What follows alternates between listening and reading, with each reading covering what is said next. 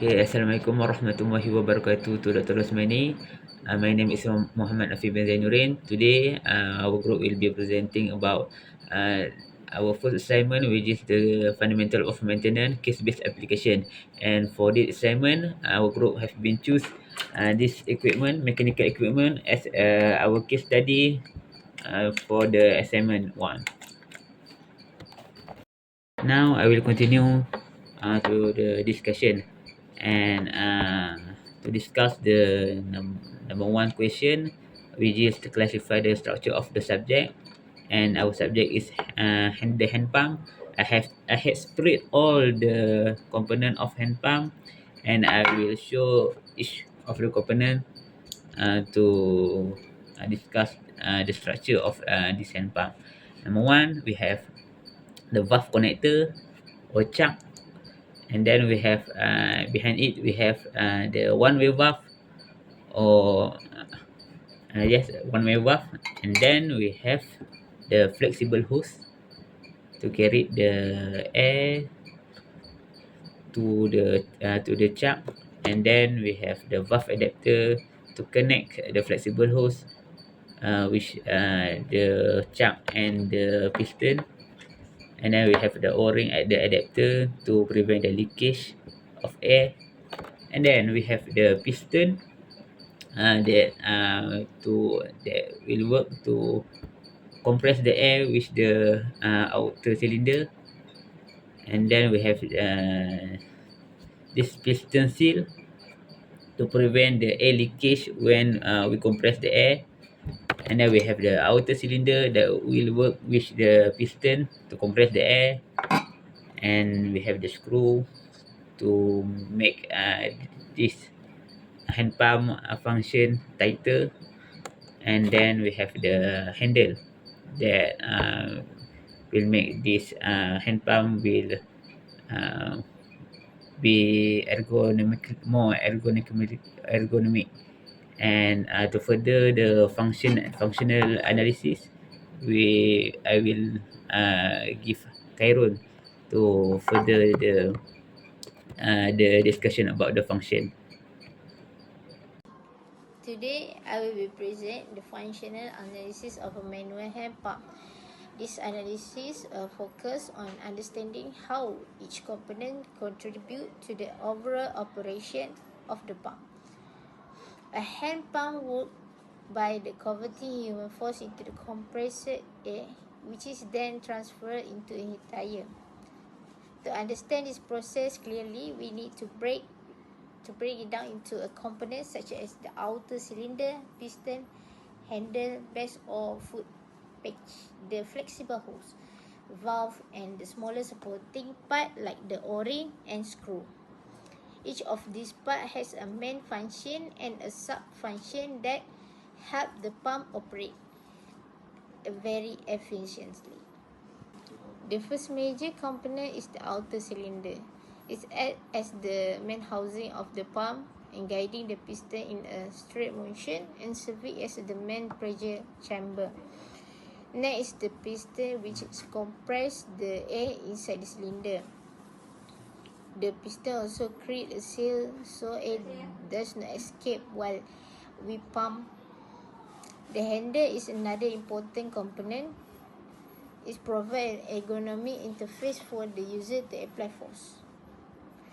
When the user push or pull the handle, the motion is transferred directly to the piston. The base or foot patch stabilize the pump during the operation. They ensure that the user can push down with the maximum force without the pump moving around. Finally, the flexible hose provide a pathway for the compressed air to travel from the pump to the tire. In a hand pump, valves play a critical role in the controlling the airflow. The check valve, also known as the one-way valve, ensure the air moves only in one direction.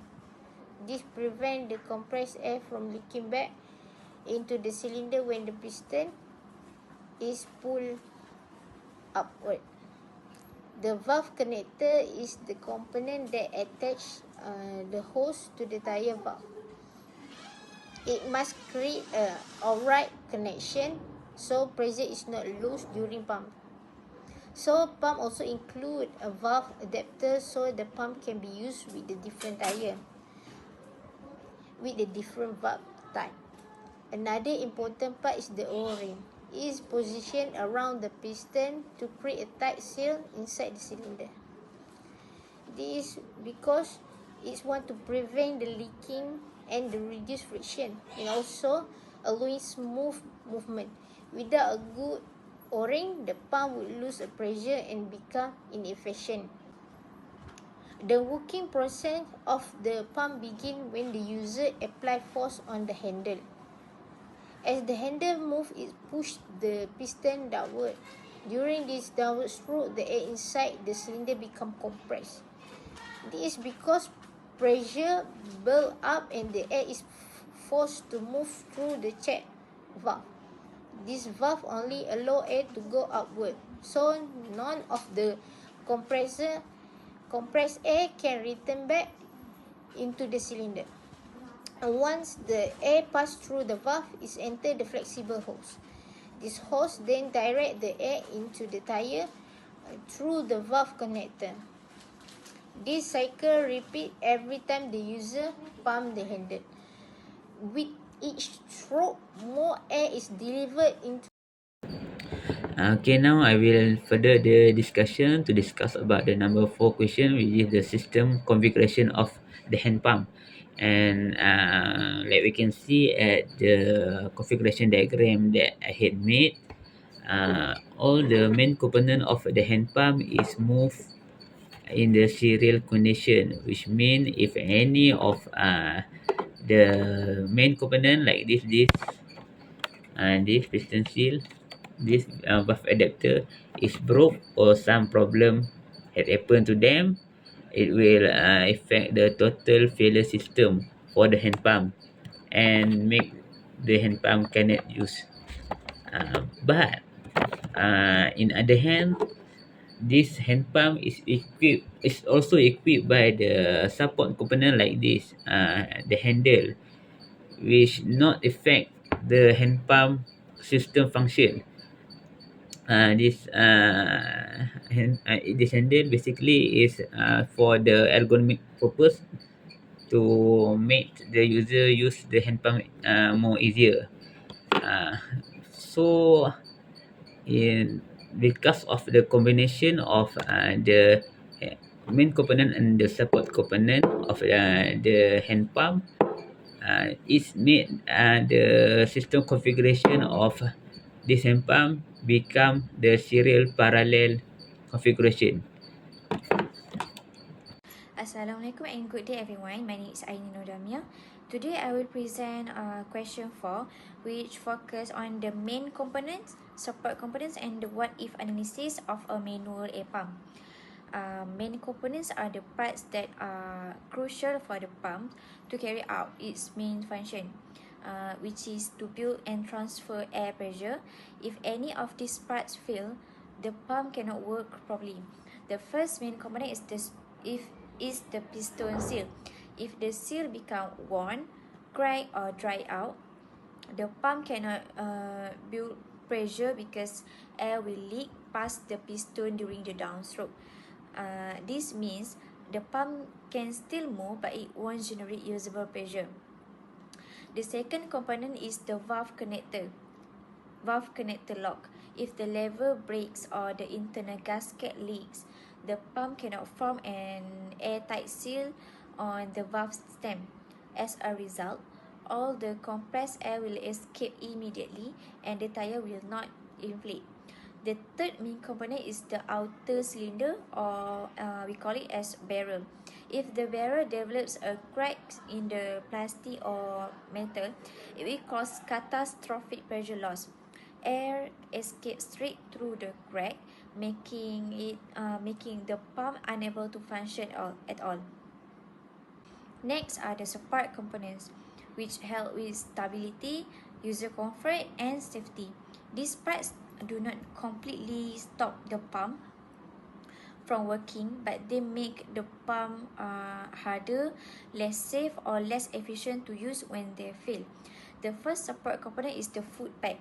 If the peg snaps or fall off, the pumps become unstable.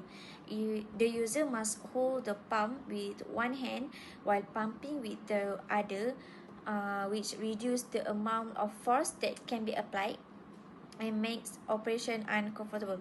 The second support component is the handle. If the handle snaps off, the user cannot hold or push the piston properly.